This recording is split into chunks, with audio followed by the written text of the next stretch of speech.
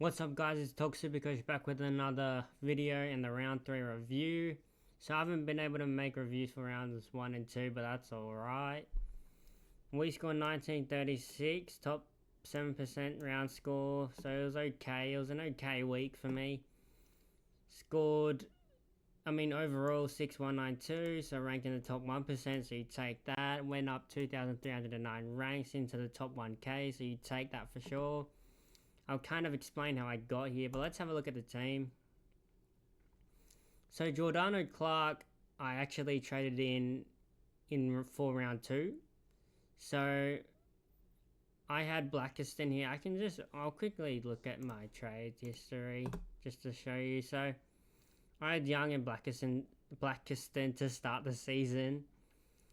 But when Young was out and Murdoch seemed like a good option, and he was. I traded Murdoch in, and then I was thinking of holding Blackiston for one more week, but with all the carnage with Petrarca and Rosie, I just felt like I needed to get Blackiston out because he was gone regardless in the next round if I didn't trade him in that, heading into round 2. So I was like, yeah, I'm going to get Blackiston out. And then I was deliberating, should I get Ash, should I get Clark? I was going to get Ash until there was like lightning delays and stuff. I could have got him still, because I don't think the game would have necessarily not been played because it started at like 4:15, so like there was a lot of time, but I reversed Ash out for Blackiston, and I'm like, well, I still want Blackiston out because I didn't really want him, because again, like, you're probably gonna need to trade for round 3. So I just said,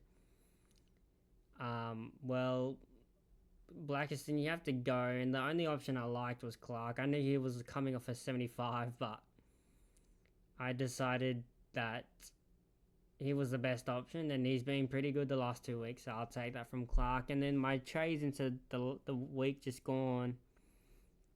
So Petrarca had to go, I reckon. I mean, if it was 4-6, apparently it's like 1-3 now, but I would have held, but I think everyone would have, but he had to go with the timeline we got, and then Rosie had to go, and then Sharp's just not going to make that money. And then my trades were okay. I brought in Watkins, happy with that. I brought in Holmes, happy with that. And then Burn, I knew this kid was a trap, but like, if he went well, it would have been a bad miss, I think, because a lot of the comp have him. So I just kind of got him in as kind of a safety pick and blocker type. So I started after round 1, I was like 20k, went up to 3k after round 2, and then into the top 1k. And then of course I boosted. So let's have a look at the team. So yeah, Giordano Clark outstanding, 130. Whitfield finally with a decent score. Grill nice, happy with him. Bond MVP for this week. Yeah, this was massive. I mean, a 54-point last quarter, outstanding from Bond. Yeah, very happy with Bond and what he did. And Lindsay came back with a 70, so you take that for sure. Yeah, overall happy with the backline this week, so you take that. Butters was decent. 126 is solid. I didn't captain him, but I think a lot did, and you'd be happy with that. Dacos outstanding, 150. Holmes happy with this, 121. Yeah, Holmes such a great runner. Walsh is a dead pick. But I'm not gonna trade him anytime soon. Parrish is even worse. I mean, he's not making any money, and he's not scoring. Like, yeah, I mean, that goes hand in hand, but Parrish is just not it. Burn, disappointing. But at least he made some money for me. Smith, just everyone has him. Blamires, so I looped Blamires and Watkins, and then I put Bont on. So Blum Eyes did well. Yeah, and then Watkins, solid, and Murdoch hopefully is back soon. My captain gone, so yeah, I mean I trust Gorn with my life, I think. So that's why I put the captaincy armband on him. And he delivered. I mean, he's always big in the last quarter, and 131 for his 250th. He's just the GOAT. So happy with Gorn. Sherry, 1 week is a long time in this game. He going from 199 to 68. I think he mentally was out of it after the incident that you all know about. I don't have to mention what happened. But and he's suspended, so that's great. But yeah, 68 is just not ideal. And yeah, I'll talk about Sherry later. But White, Loop, happy with White doing his job, even though he's only been utilised for 1 week because I vice Bont for round 1. But no one else in that R3 is making money unless you maybe want a Cooper Duff but like you would be paying a lot for how much reward, I don't know. Sheasel's just Sheasel. Flanders is just Flanders. Everyone has him. Cook outstanding. Yeah, I mean I believed in him from the start, so that's why I started him. Robertson suspended for a week, down game, tag Butters. It is what it is. Everyone has him, and if you don't, then you're behind a bit. And then Phillip, who finally put out a decent score. Lombard didn't play, and then Marshall, injured, and then Buderick on the bye. McAndrew, I think he did play better than what he scored, but he's making bulk cash, and we're happy with L. McAndrew. So overall, I'm happy with the team, really.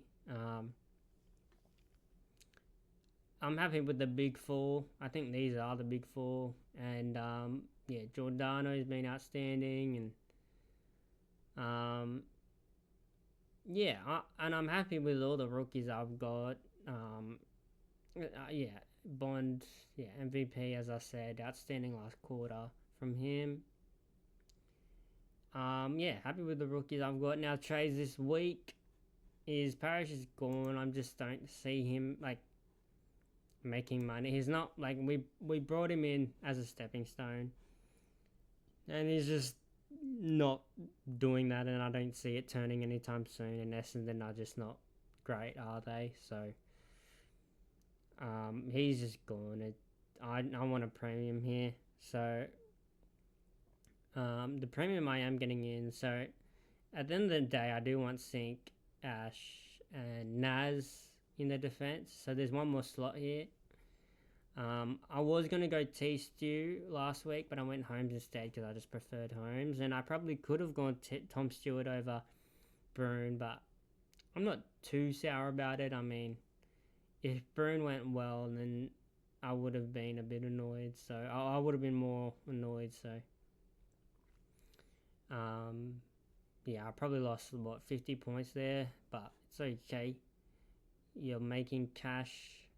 A little bit now with Broom, but that's alright. So the premium I want is a player that I had in my first team before, way back in January, and it's Callum Mills. Callum Mills is a star when he's playing well and he's a star for me, and he's got a good role in that half-back line. With Golden and Heaney. I think Heaney's back, but there's not really too many others to take points away in that Sydney team, especially with Golden out. But even if Heaney and Golden were in, I don't think it would change. I think Heaney's probably returning this week, but even if Golden was in, I don't think it would change my views on Mills. He's a star, and I mean it when I say if he's at the peak of Mills' power, he's easily one of the best players in the comp. He was taking some innocent marks against Hawks, which was nice to see. So Mills is in, happy with that. And then so Sherry. There's a lot of discussion. Should you trade? Should you not? I think majority are trading. Now, I am actually leaning towards holding Sherry. Because it's such a pod play. Now, while everyone else is zigging, I will zag. Because if he comes back and scores 140s, like back to back, he's not going to drop that much money. So then you're going to have to scramble to try to get the man back in. Now, it's a risk, I know, because it's not ideal. You have 700k on the bench. But you got to make big calls to try to win the whole thing in this game, and I love Sherry, so I'm willing to take that risk and hold on to him. It might backfire, but you got to take these risks to try to win the whole thing. So I am going to be holding Sherry while everyone else lets him go.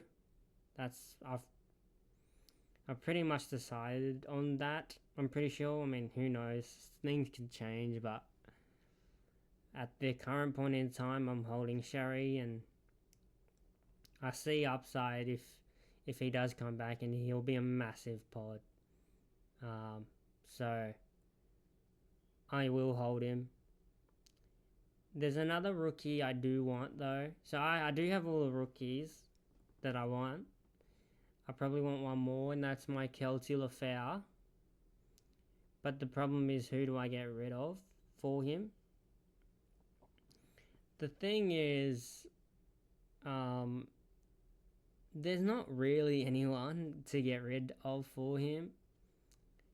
But if Lombard is dropped, then it's Lombard straight to Lafau, because if Lombard gets dropped, I don't see him returning anytime soon because he was so poor against the Tigers. And, yeah. But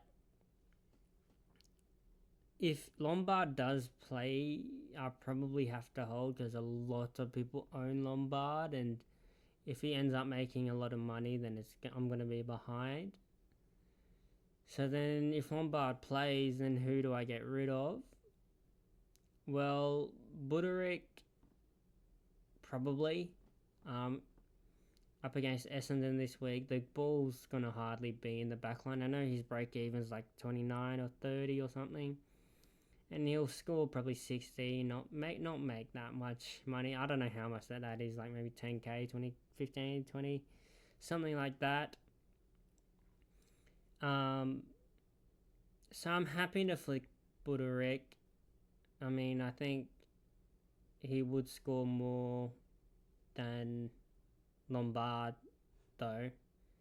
But it's not really about that. It's about getting Lafau in, because I think Lafau's a great option. Good matchups coming up. I can show you. My Kelty Lafau, and he's shown he has scored a ton in the past. I think it was like, I don't know how many years ago, but he can. I reckon this kid has potential to make a lot of money. So Port's a good matchup. Giants is whatever, but North and then Melbourne and then West Coast, I think this kid could make a lot of cash. So I'm sticking with it. It's just it just depends who goes for him. I know Brune's there, and I don't really I don't mind Brune, but and then at the end of the day, next week I'll be going Brune to Callahan. So yeah, that is basically I'll show you how it would look if it was, it wouldn't really matter. But I'd be holding Sherry and then bringing in Lafau, right? In the flex. But I know Todd Marshall is injured, so he's not even playing, which is not great. So we're going to be fielding like 20 this week. And I know the buys go are finished next week. But I don't like any of the forwards at the moment. I don't mind Cozzy, but I don't know. He showed it was like almost a coming of age game for him last week, and he might get attention now. But it's only one game, so it's hard to trust. But yeah, Flanders and Sheezel would be my only anchors in the forward line starting next week. Cook, I'm happy to field. Robertson, I'm happy to field. Marshall, when he's on the park, I'm happy to field. And even Philippou, I don't mind to field. And I would be able to loop a Flanders and...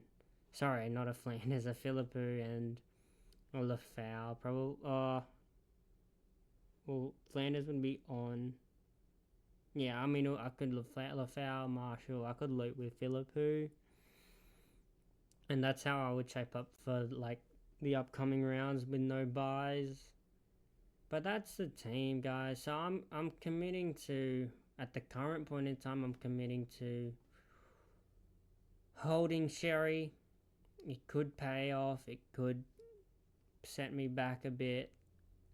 But these are the calls that you need to make and the risks I think you need to take when playing this game. So overall happy with the team and the rookies. I'm happy with everyone here, to be honest. Other than Broom, and Broom's going next week, and then Buderick's going next week. Steen should be in place of Buderick. Oh, that's another player I can loop. But yeah, Buderick and Bruin are going regardless, to be honest. Even if Bruin scores 100, I'm probably trading because I want Callahan in. So, and even if Buderick scores, I don't think he's scoring 100, but because Dale's there. But yeah, that's the team. I will loop Sarong and Selwood for the Whitfield out this week. Jax is happy to field. Bond, I'm happy to field. Lindsay's got a nice role and he did well. In the midfield, I'm going to loop... I want Blameyes on field, so I'm going to actually loop Grill and Bruin. I could do Watkins maybe with Bruin, but... Yeah. I actually don't know, but at the moment it's Grill. McAndrew will obviously be on the field. And vice captain and captain this week. So I like the Sheezel vibe. I know I have Bont. I'm just a bit... I think Bont... does Bont really have to try against Essendon? Probably not. If Bont was out of the game, Essendon... I get the point, maybe he's going for Brownlow, but he's not the... He goes for premierships. Bont. He doesn't go for Brownlow, so... that's the vibe I get from him, but... Sheezel could go crazy against Carlton, to be honest. Carlton's not going to tag, and Sheezel's been outstanding for the first 3 weeks, and he could pick it up, and should be a close game, so... Happy to go with Sheezel, and then Butters... against the Tigers, I think it will be a close game as well, and I think Butters will shine. And he likes MCG. I think, he had a big score, I think 2 years back, in the early rounds against Richmond, but yeah, I think that's what I will go. I don't mind Dake, but I think Brisbane have been hurt by Dake so many times that surely they put some attention into him, but I don't mind Dake still. I think he's that good that he could still pump out a 135 plus probably, and that's what I'm hoping. I think Sheezel could go massive, to be honest. But I'm not going to make a call on what Sheezel might get, but yeah, I think he could go huge, but yeah, and then Bond, I just have a fear that he just won't try too much, especially if they're winning really early. They're going to be winning from the first bounce, the first ball up to the end, so cheese into butters is what I'll be running with. Thanks for watching, guys, and I'll see you in the round 4 review. Peace.